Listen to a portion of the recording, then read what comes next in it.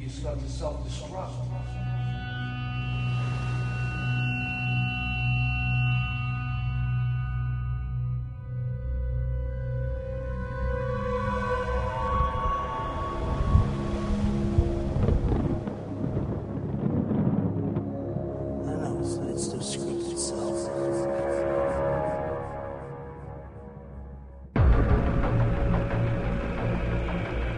We had a lot of friction between us. I think there was quite a few things that happened behind the scenes that people don't know about.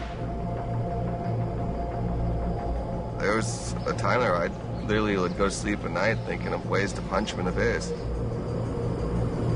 I still had a lot of people like pulling for me, but I had a lot of people like with the voodoo doll out, you know. You know, when somebody fills that space, two people can't. That's when tension happens. I remember saying a couple things to him, like, you're not in your backyard anymore. And he said something like, this ain't quiet either. And, the stuff he had said, the stuff I'd said, it was just to the point where I literally wanted to go and get physical.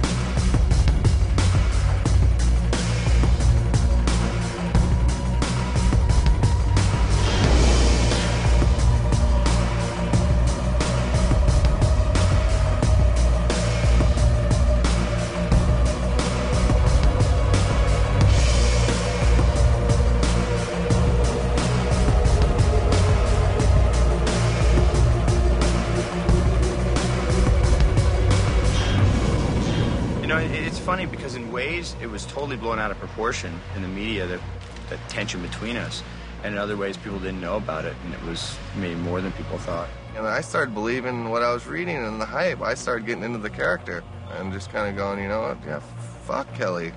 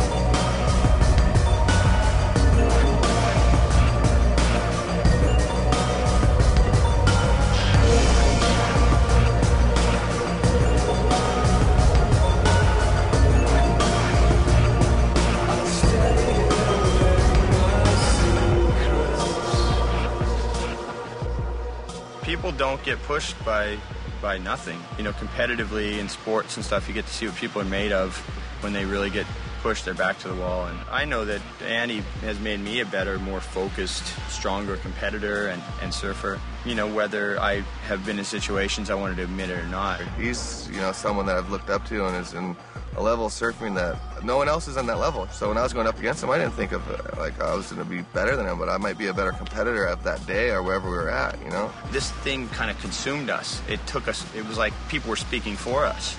The real feelings in there maybe were a little bit different,